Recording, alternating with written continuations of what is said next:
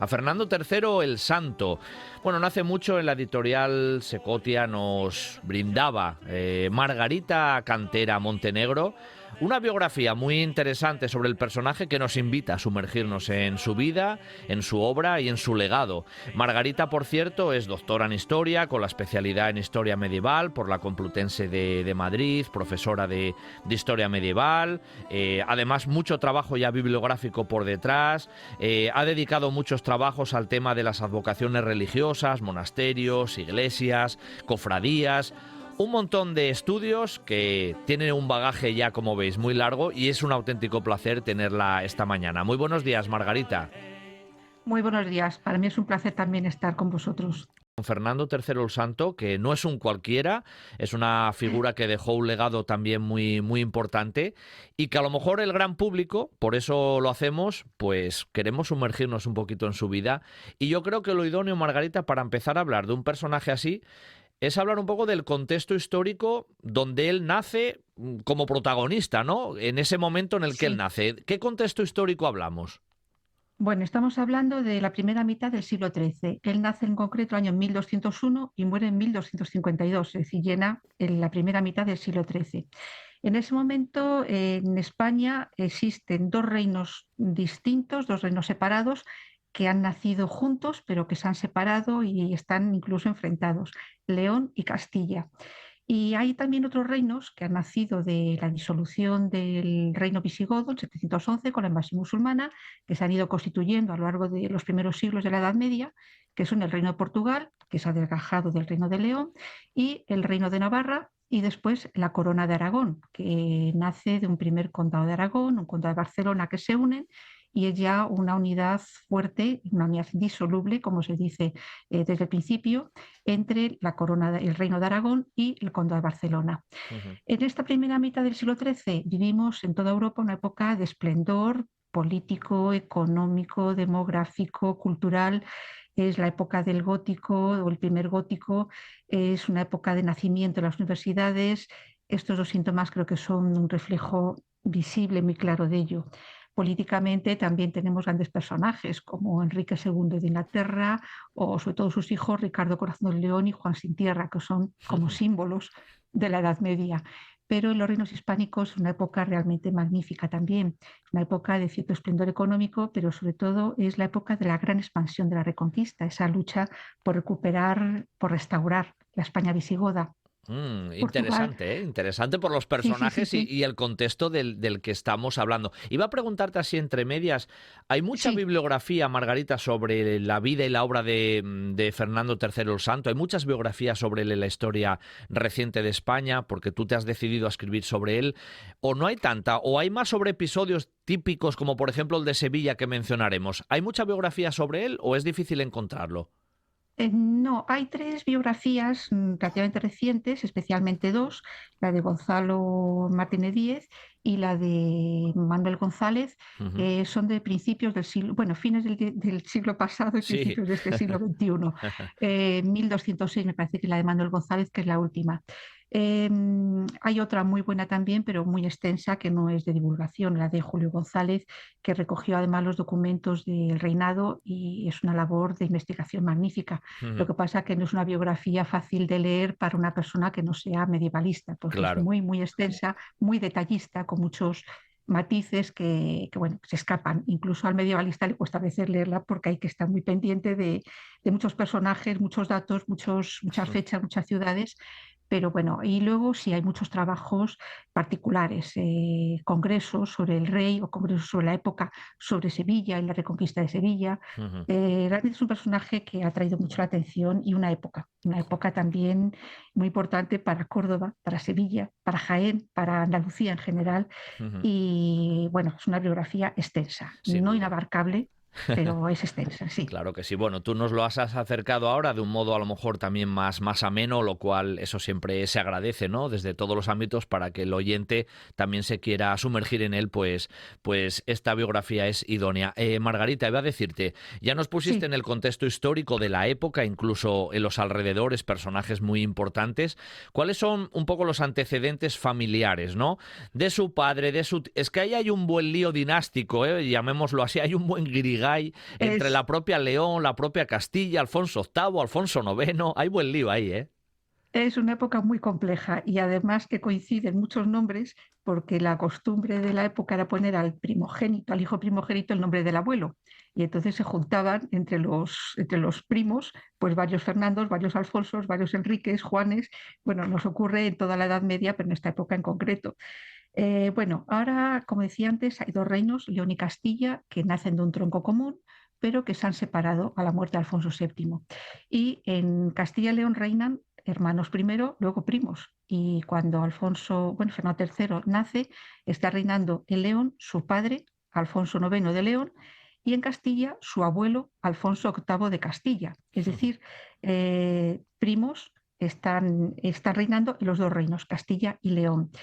Y ya señalo aquí la primera, perdón, la primera relación familiar. Sí, Su padre es Alfonso IX de León y su abuelo es Alfonso VIII de Alfonso Castilla. VIII.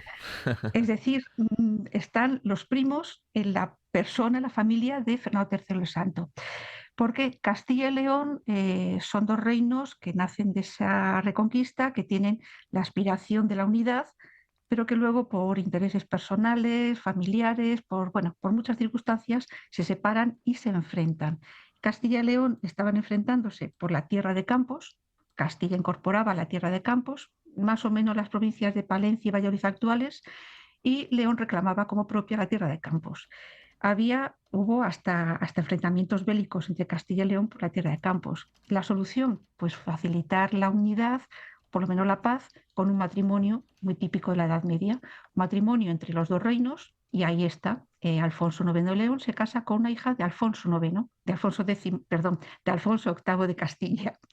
El rey de León, Alfonso IX, se casa con Berenguela, hija de Alfonso VIII de Castilla. La primogénita, la hija mayor, aunque luego tiene dos varones, pero es la hija mayor de Alfonso VIII de Castilla.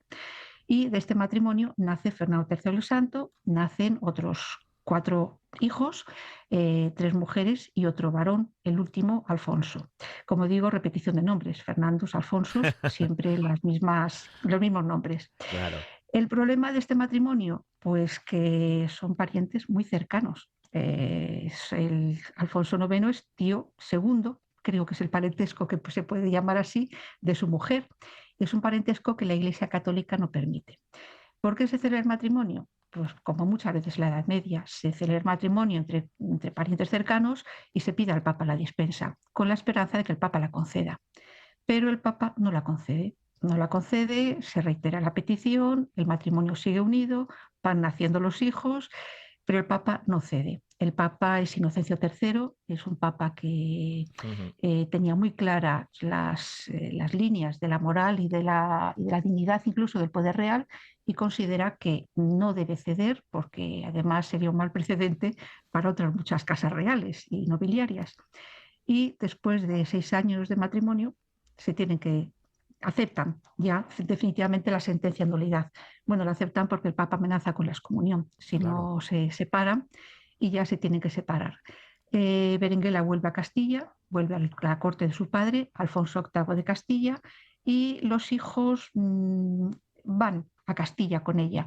Pero Fernando III, como es varón, es el segundo de los hijos varones que tiene Alfonso IX, pasa temporadas en Castilla y pasa temporadas en León para, pues estar presente en las dos cortes, formarse junto a su padre, que era un gran militar, y al mismo tiempo pues ir mostrando su posible ascenso al trono de León. Mm. Bueno, en este ascenso al León tenía otro problema. Alfonso IX se había casado antes del matrimonio con Berenguela con otra infanta hispánica, con Teresa de Portugal, también parientes muy cercanos. El matrimonio tuvo tres hijos, dos mujeres, Sancha y Dulce, y un varón también llamado Fernando. Fernando el portugués se le llama a veces para diferenciarle de Fernando III, que podríamos llamarle Leones, y de un hijo de Alfonso VIII, un hermano de Berenguela, un tío de Fernando III, que también se llama Fernando, Fernando el Castellano. O sea, en el momento tenemos tres Fernandos, tres infantes, uno en Portugal o uno vinculado a Portugal, uno más bien a León y otro a Castilla. Claro. El matrimonio con Teresa también fue declarado nulo, porque también eran parientes muy cercanos. Y ahí ese primer hijo, Fernando el Portugués, el hijo de Alfonso IX y de Teresa, tendría la prioridad para el trono de León, porque era el primogénito de los varones. Pero nuestro Fernando III, el santo, empieza a tener también un cierto protagonismo en la corte y consigue Alfonso VIII de Castilla, su abuelo, que se reconozcan sus derechos al trono de León, incluso por encima de los de Fernando el Portugués. ¿Por qué? Pues porque disuelto el matrimonio de Alfonso IX y Berenguela, iba a resurgir el conflicto bélico. Y para evitarlo, Alfonso VIII cede algunas plazas a León a cambio de que en un tratado se reconozca a su nieto, Fernando el Leonés, vamos a decirlo, Fernando III el Santo, como futuro rey de León. Bueno, Mm. Alfonso IX lo aceptó. mm, bueno, hay sus reticencias, si lo aceptó sinceramente o no, pero bueno, lo aceptó. En el Tratado de Cabreros de 1206, Fernando III el Santo es declarado heredero o reconocido heredero futuro de León. Eh, por eso pasa temporadas en Tuvo León. su punto de fortuna, podemos decirlo así, en ciertas cuestiones, ¿no, Margarita? Se fueron Bueno, uniendo ahí un poco los astros. es la suerte biológica de la Edad Media, la alta mortandad infantil y juvenil, porque él no tenía, realmente, si lo vemos fríamente, no tenía oportunidad de ser ni rey de Castilla ni rey de León. Y Claro, sin claro. embargo, porque tenía otros por delante, y sin embargo, pues la muerte de unos y de otros, pues le despejó el camino. En León, pues porque en 1211 muere Fernando el Portugués, que muere muy joven, no era nada extraño en esta época. En Castilla el trono de Alfonso VIII, hay dos herederos varones, Fernando, Fernando el Castellano, como le llamamos, que muere en 1214, con lo cual también ahí se despeja, ahí pierde un competidor, digámoslo así, pero tiene otro tío, Enrique I, y Enrique I empieza a reinar en Castilla en 1214, cuando muere Alfonso VIII, siendo un niño muy pequeño, bueno, 11 años, 11 bastante años, joven, sí, o sí. sea, se presenta una regencia no excesivamente larga, ha habido otras más largas, pero bueno, unos cuantos años todavía de regencia. La regencia recae en Berenguela. Berenguela es la hermana mayor de Enrique I, además se llevan bastantes años, cerca de 20, con lo cual ella ya es una mujer adulta, tiene 34, 35 años, tiene una cierta experiencia de gobierno porque ha sido reina consorte de León, aunque luego el matrimonio no se reconoció, pero fue reina consorte de León, y además es una mujer con una formación en la corte muy completa, formación cultural, formación religiosa, formación política, podríamos decir. Y Berenguela es regente de su hermano pequeño Enrique I. Por lo tanto, en Castilla las posibilidades de rey tampoco eran muy grandes, porque hay un rey, Enrique I, se supone que llegará mayor, que se casará, tendrá hijos y ya la línea dinástica se apartaría de Fernando III. Pero Enrique I muere en un accidente infantil, casi podríamos decir, jugando con otros chiquillos con la pelota, pues una teja que se cae en la cabeza y bueno, La aguantó famosa 2 o 3 teja, ¿eh? días. La famosa teja La de Enrique. famosa, eso es, eso es. Se intentó hacer una operación, una trepanación, bueno, un sistema rudimentario con los medios de la época, pero bueno, el chiquillo murió y ahí ya entra Fernando III como posible rey de Castilla.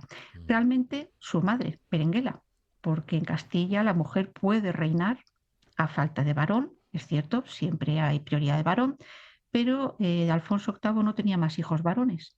Ya los dos varones, Fernando el Castellano y Enrique I, habían fallecido, de forma que el trono corresponde a Berenguela. Es la hija mayor, la primogénita de las hijas, y es la que corresponde a la que corresponde el título de reina.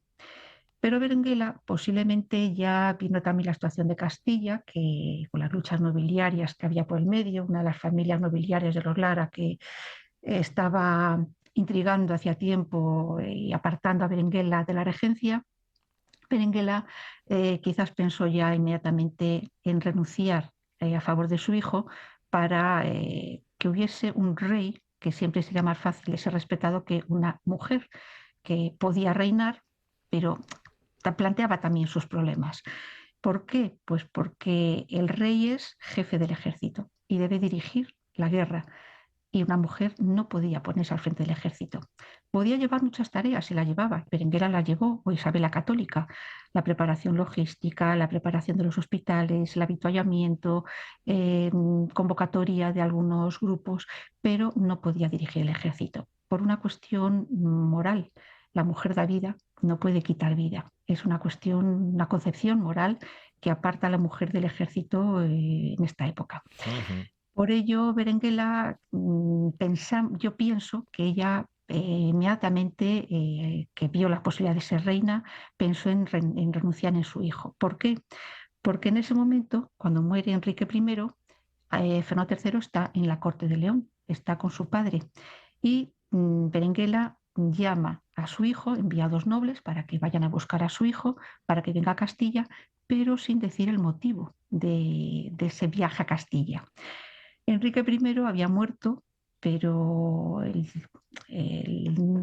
Álvar Núñez de Lara, que estaba actuando como regente, que había apartado a Berenguela, quería mantener en secreto la muerte para bueno, pues jugar el su baza e intentar que no fuese Berenguela y desde luego tampoco Fernando III el que se hiciese con el trono. Incluso se piensa que él podía pensar en Alfonso IX de León, traduciendo un antiguo tratado entre Castilla y León, bueno, una interpretación un tanto fantasiosa de un tratado antiguo, podía pensar en Alfonso IX. De forma que Berenguela, que tenía sus fuentes de información muy buenas junto a su hermano, llamó en secreto a su hijo para que viniese a Castilla. En Castilla, en cuanto llega Fernando, se organiza la coronación de Berenguela, se la reconoce como reina, pero en el mismo acto renuncia al trono a favor de su hijo. Y Fernando III ya es proclamado rey de Rey de Castilla Castilla. Claro, claro, en claro. 1217, donde 1217. no tenía casi ninguna posibilidad. Era el Mm. tercero, bueno, o el cuarto, si miramos a su madre antes, en la línea dinástica. Sí, Lo que sí. pasa que, Es lo que hablábamos bueno, antes, ¿no? Esas circunstancias que se fueron tejiendo sí, para que le llegara la corona a él, 1217. 17. Para esperar a que unifique le llegue la corona del Reino de León, hay que esperar unos años más, porque Alfonso IX hasta 1230, si no me equivoco, no muere. Efectivamente, efectivamente. Y además, como o como heredero de León, pierde sus derechos ante su padre, o su padre le aparta de la herencia de León porque ve con malos ojos que sea rey de Castilla. ¿Por qué? Porque quizás quería ser el rey de Castilla. Y entonces ve ahí una intromisión. E incluso al poco ser proclamado Fernando III como rey de Castilla, empieza un ataque a Castilla, llega a Valladolid, no le abren las puertas, llega hasta Burgos, tampoco le abren las puertas y bueno, acaba retirándose, pero hay un ataque a Castilla. Y aquí hay que señalar un aspecto para mí muy revelador de cómo es Fernando III el Santo. No quiere enfrentarse con su padre, se niega a pelear con su padre y manda a unos emisarios para que le digan, nunca voy a actuar contra ti, voy a ser rey de Castilla leal, no quiero actuar contra mi padre y lo que debes es alegrarte de que tu hijo es rey. Y bueno, Alfonso IX se retiró, quizás más que por ese convencimiento, porque vio que no tenía posibilidades. En todo caso, Alfonso IX vuelve a León y Fernando III se consolida como rey de Castilla. Como rey de Castilla. Pero Alfonso IX no ve con buenos ojos que sea rey de Castilla y le aparta de la herencia de León. Lo que ocurre es que Alfonso IX, bueno, tiene otras dos hijas, Sancha y Dulce, su primer matrimonio con Teresa de Portugal, disuelto, lo mismo que el de Berenguela, pero bueno, Fernando III desaparece de la documentación leonesa. Hasta entonces había figurado en algunos documentos junto a su padre como infante de León, es decir, futuro heredero de León, pero desaparece totalmente de la documentación de León. Y empiezan a aparecer junto a su padre las hijas Sancha y Dulce.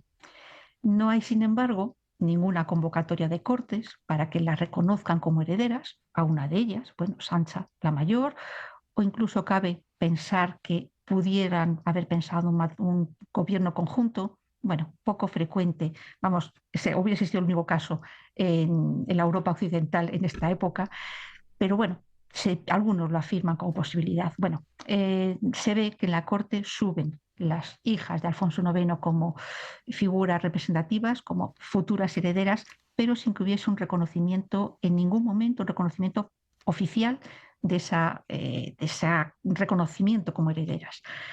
Fernando III, bueno, pues está implicado en los asuntos de Castilla, está de lleno metido ya, empieza sus campañas militares en 1224, pero cuando Berenguela sabe que muere Alfonso IX, camino de Santiago de Compostela, va a presentar al apóstol sus victorias en la actual Extremadura, cuando se entera ordena que su hijo vaya rápidamente a León para que reivindique el trono Hmm. antes de que sus hermanas puedan movilizar apoyos y puedan reivindicar el trono, antes de que ellas puedan ser reconocidas como reinas, reivindicar su derecho al trono. ¿Por qué? Porque ellas son mayores en edad que Fernando, pero la sucesión en Castilla y León es a favor del varón y la mujer puede reinar a falta de varón. Es decir, por encima de Sancha y Dulce están los derechos de Fernando como hijo varón de Como Alfonso hijo IX. varón, claro. Así le Y llega también efectivamente la corona, ¿eh? le llega la corona, fue reconocido y hay un papel muy importante de las dos ex mujeres de Alfonso IX, Berenguela y Teresa de Portugal. Son conscientes de que la situación es complicada, de que se puede dividir León entre partidarios de Sancha y Dulce y partidarios de Fernando, y para evitar la guerra civil se ponen de acuerdo las dos reinas y acuerdan reconocer a Fernando como rey de León, pero a cambio de que pague una pensión económica muy sustanciosa a sus hermanas. Es una muestra de generosidad realmente de Teresa y de las hijas, de sus hijas, Sancha y Dulce, y aceptan el tratado, firman el tratado, y Fernando III pagó religiosamente, mientras vivieron, esa pensión todos los años. De esa forma fue reconocido ya como rey de León 1230 y se une en Castilla y León. Correcto. Fue aceptado muy pronto por casi todos los poderes políticos del reino, por casi todas las ciudades, gran parte de la nobleza y muchos obispos. Alguno fue más reticente, pero finalmente acabaron reconociéndole como rey de León. Claro, Y claro. ya Castilla y León se unieron definitivamente. Margarita, pues como ya sabes, el tiempo aquí pasa rápidamente. La Sí. corona va a tener ya en su cabeza los dos cetros en 1230, pero él va a reinar hasta 1252 que fallecerá. Claro, Sí, pues son 20 años, 22 de mucha actividad. ¿Cómo nos resumes un poco cómo fue su reinado ya como rey de Castilla y León? ¿Cómo lo definirías? pues yo lo definiría como un caballero, como un guerrero, como un cruzado, como un Miles Christi, como se decía en la época, un convencido de que tiene que restablecer la unidad hispánica perdida con la invasión musulmana y sobre todo devolver a la fe cristiana las tierras que habían sido suyas. E hizo de la reconquista su tarea de gobierno principal. No se olvidó de la política interior, no se olvidó de pactar con los nobles y llevarse bien con ellos, de buscar el apoyo de las ciudades, de buscar la prosperidad económica, de fomentar la cultura, pero podemos decir que su principal objetivo fue la reconquista. Y la reconquista también venía facilitada por la situación que se vivía en Al-Ándalus. El imperio almorávide se estaba acabando de deshacer, habían surgido otros nuevos reinos de taifas en el territorio peninsular y estaban, como siempre, estos reinos de taifas enfrentados entre sí y con guerras civiles dentro de cada reino, de forma que la situación era bastante favorable. Fernando III supo seguir la política de muchos de sus predecesores de fomentar esas guerras civiles, apoyar a un bando frente a otro, a un reino frente a otro. Unos reinos hacen vasallos suyos y ayudan incluso militarmente contra otros reinos taifas. Supo aprovechar la situación y tuvo además una visión estratégica muy clara. Aprovechar la debilidad del enemigo y buscar la unidad de sus tropas. Ujú. Tropas que no eran, bueno, numerosas, sí, pero el problema que tenían es que tenían un tiempo limitado de servicio militar. Las milicias concejiles, que eran una parte fundamental del ejército de la Reconquista, tenían 3 meses de servicio, la mayoría de ellas. Cuando pasaban los 3 meses, se retiraban del frente, estuviesen en plena batalla o ¿O no? Sí, sí. estuviesen en un momento de paz. Con lo cual tenía un problema, una fuerza y un problema. Y él supo organizar, él y Berenguela, en la sombra y detrás, supieron organizar un ritmo, un turno de estas milicias, de forma que cuando una se iba a marchar, llegaba otra, se iban relevando. Supo organizar el ejército que no era permanente, pero casi como si lo hubiese sido, porque fue relevando los contingentes militares para que hubiese siempre un número suficiente de tropas. Ujú. Y empieza su campaña de reconquista, tiene un primer objetivo que es Jaén, en 2 ocasiones fracasa en el asedio a Jaén, una ciudad muy bien amurallada, muy fuerte, muy sólida, pero bueno, tiene 2 objetivos que Jaén llegará después. Primero Córdoba, la primera gran ciudad, 1236, es una ciudad muy emblemática porque había sido la capital del califato de Córdoba, del Claro. califato andalusí, y ya no era la ciudad rica, potente, central de hace siglos, pero es la capital, es el símbolo. Y Córdoba fue un éxito en Castilla, en León, y un éxito internacional, con repercusión internacional.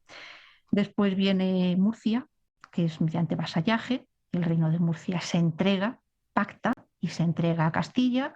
1244, una empresa que no dirige el rey personalmente, una de las pocas porque está enfermo, gravemente enfermo, la dirige su hijo, el futuro Alfonso X el Sabio. Después viene Jaén definitivamente, 1246, y ya la joya de la corona, Sevilla, 1248, donde muestra también su valor estratégico, su visión estratégica, porque organiza una flota para que se bloquee se bloquee el acceso a Sevilla, impedir la llegada de vituallas y de tropas por el río Guadalquivir, que fue ya Mm. lo que ayudó definitivamente a la conquista de Sevilla en 1248. Con El, eso, Iba a sí, decirte, perdón. Margarita, que el episodio de Sevilla casi se convirtió un poco en la imagen icónica de su reinado realmente, ¿no? Esa entrada en Sevilla fue muy Sí, importante y trascendental hasta en su propio periodo vital. sí, sí, sí, sí. Y además él mantuvo con Sevilla siempre una relación de cariño especial. Ya se quedó en Sevilla para a vivir prácticamente, organizando un poco la repoblación del territorio. Ya enfermó a principios de 1950, ya empezaba ya a dar muestras de una salud mucho más quebradiza, y pensemos también pues el desgaste del campo de batalla, de tantos años de campo de batalla en una salud no muy fuerte. Y Sevilla fue para él como una ciudad especialmente querida. Y Sevilla quiso también a Fernando III de una forma muy especial. Y su hijo Alfonso X también estuvo muy unido a Sevilla. Se ve que se embebieron de esa ciudad y que tuvieron un cariño realmente muy, muy fuerte. Claro. Oye, Margarita, incluso legado cultural podemos decir que también dejó. Sí, sí, sobre todo lo podemos ver en dos cosas importantes. Una, el apoyo o incluso el empuje para empezar la parte gótica de las catedrales de Toledo y de León, de Burgos, perdón, de Burgos y de Toledo, y el apoyo a las universidades. Las universidades en Castilla y León han sido fundadas antes, una con Alfonso VIII, la de Salamanca, la de Palencia con Alfonso IX, pero después de su fundación estaban casi en una etapa de letargo por problemas económicos, y Fernando III las apoya de forma que se habla de él casi como verdadero fundador de Salamanca, porque si no llega a ser por su impulso económico y su protección jurídica, quizás hubiese desaparecido, por lo menos temporalmente, esa universidad. Otra muestra de la cultura, pues algo que luego impulsará también su hijo Alfonso X, la utilización del castellano, la lengua romance, en la documentación regia. Todavía no es de forma exclusiva, pero le da un impulso grande y viene a sustituir al latín ya como una lengua culta, el castellano, que también tiene sus manifestaciones en la literatura. Pero bueno, eso ya no es Ujú. obra personal del rey, es el ambiente de la época, pero no es una obra exclusiva o personal del rey. Claro, claro. No podía pasar la oportunidad en este tramo final contigo de preguntarte, porque claro, Fernando III ha pasado a la historia como Fernando III el Santo. ¿Cómo se llegó a esa primero beatificación y luego canonización, Margarita? Bueno, pues Fernando III durante toda su vida dio muestras de ser un rey cristiano, de anteponer los ideales del Evangelio en su vida privada y pública a otros intereses. No es, podemos decir, el único rey, pero realmente muestra unas virtudes cristianas en su vida privada excepcionales. Es un ejemplo, uno de los pocos reyes medievales que no tiene ningún afer amoroso, que no tiene hijos bastardos, eh, y bueno, la caridad, la fortaleza, digamos que todas las virtudes cristianas, la sociedad le ve como un ejemplo.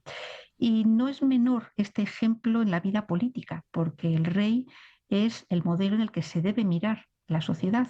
Un buen rey es un modelo bueno para que la sociedad viva como él. Un mal rey mueve a la corrupción, al pecado, a la desidia, a la falta de lealtad. Por eso la figura de Fernando III el Santo como ejemplo de lealtad, de fiel a la palabra que ha dado las capitulaciones con los musulmanes, defensor de la justicia, defensor de las causas justas, aunque incluso pudiesen perjudicarle. Todo eso creó ya en su época una imagen de santidad. Y cuando él muere, la muerte de San Fernando se rodea de una serie de ritos propios de la época que reflejan también su fe. Y sobre todo a mí hay uno que me conmueve. Él estaba ya a punto de morir, muere unas horas después, y cuando entra el Santísimo Sacramento en la habitación, se arrodilla. Es un gesto de fe firme, porque todo el mundo comprendía que un moribundo podía quedarse en la cama y comulgar en la cama, pero él no quiso arrodillarse, mostrar la humildad, otra de sus virtudes, ante Dios. Muere y en Sevilla muy pronto empieza a haber, donde se entierra, en la catedral, se le entierra en la catedral, empieza a haber una especie de culto privado, no público, porque no lo había reconocido todavía la Iglesia, de culto privado al rey. Y tanto que el Papa, a los 5 o 6 meses de morir el rey, concedía indulgencias a los que fuesen a venerar al rey, a rezar ante la tumba del rey ciertos días del año. Es decir, hay un reconocimiento de un culto privado al rey. Bueno, luego cae un poco en el olvido, se mantiene en Sevilla esa veneración, en Castilla se le tiene como un rey modélico, pero ya a fines del siglo XV, principios del XVI, Fernando el Católico vuelve a remover la imagen de Fernando III el Santo, a recordar, o no sé cómo decirlo, a redescubrir la figura de Fernando III el Santo, señalando esas virtudes, recordando, y lo harán otros reyes, que está enterrado allí y se va a venerar su tumba. Y se empieza a mover también la redacción de una serie de obras. Ahí la corte, primero Fernando el Católico, luego ya serían Felipe III y Felipe IV, la redacción de una serie de obras recogiendo sus virtudes.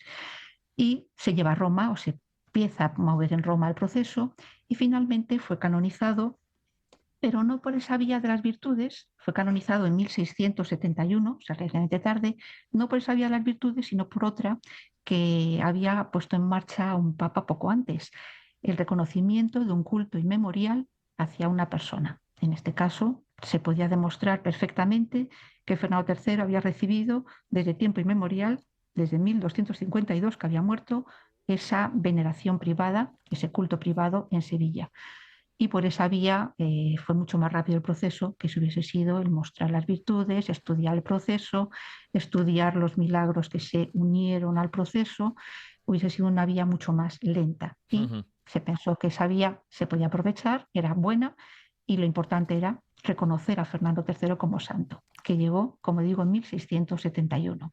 Hoy nos hemos acercado a la importantísima figura histórica del rey Fernando III el Santo, primero rey de Castilla y a partir de 1230 rey también de Castilla y de León, ¿no? Figura trascendental en la Reconquista en España en ese periodo del primer tramo prácticamente hasta la mitad del siglo XIII, y lo hemos hecho de la mano de Margarita Cantera, que en la editorial Secotia, en Almuzara, pues presentaba a este Fernando III el Santo, el rey que forjó la España cristiana.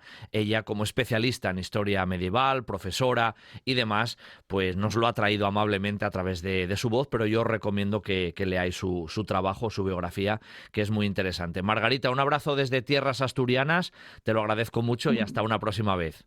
Muchísimas gracias a vosotros. Un abrazo y hasta pronto, hasta siempre.